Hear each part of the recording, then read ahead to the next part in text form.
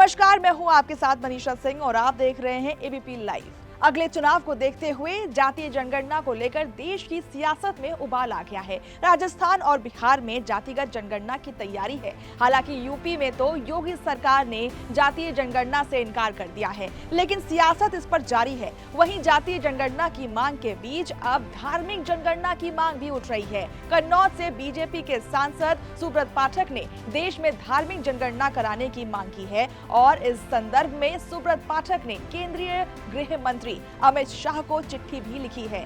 BJP सांसद ने कहा है कि धार्मिक जनगणना के बाद अगर मुस्लिम की जनसंख्या ज्यादा हो तो उनका अल्पसंख्यक का दर्जा खत्म कर देना चाहिए। सुब्रत पाठक का कहना है कि आजादी के बाद हिंदुओं की जनसंख्या घटी है, जबकि मुस्लिमों की आबादी बेतहाशा बढ़ी है, जिसमें अवैध घुसपैठ भी शामिल है।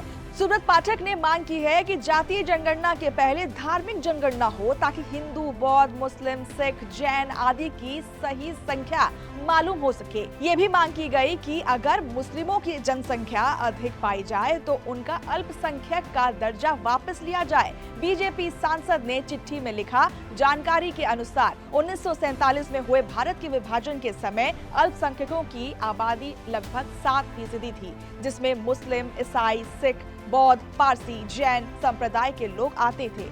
इसके अलावा 93% हिंदू थे, जिसमें अगड़ा, पिछड़ा, अनुसूचित जाति और जनजाति के लोग शामिल थे, जिनकी देश भर में सैकड़ों हजारों जातियां होंगी। उन्होंने आगे लिखा कि आज हम लोग आजादी के 75 साल पूरे कर चुके हैं और देश की आबादी लगभग 140 करोड़ हो चुकी है। ऐसी बातें सामने आ चुकी हैं कि इस दौरान पड़ोसी देशों से भारी तादाद में अवैध रूप से रोहिंग्या, बांग्लादेश, पाकिस्तानी मुस्लिमों की साजिशन, घुसपैठ देश की धार्मिक जनसंख्या को प्रभावित करने की साजिश के साथ कराई गई और वोट बैंक के लालच में इनके वोट और आधार कार्ड बनवाए गए।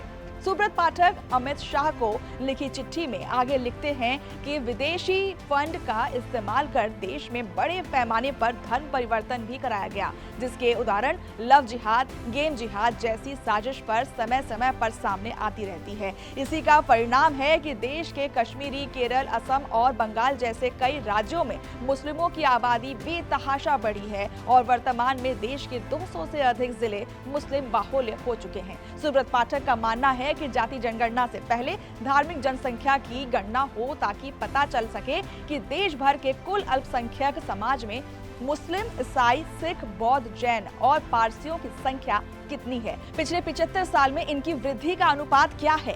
हालांकि बीजेपी सांसद के इस पत्र पर गृह मंत्रालय का क्या रुख रहने वाला है, इस पर सबकी नजर रहेगी, लेकिन धार्मिक जनगणना की मांग के जरिए बीजेपी ने नई बहस जरूर छेड़ दी है। 2024 की जंग को देखते हुए विपक्ष के जातीय जनगणना के जवाब में भाजपा धार्मिक जनगणना को अपना नया हथियार बना सकती है। ऐसे में ये देखना दिलचस्प होगा कि इन मुद्दों को विपक्ष कैसे हैंडल करती है।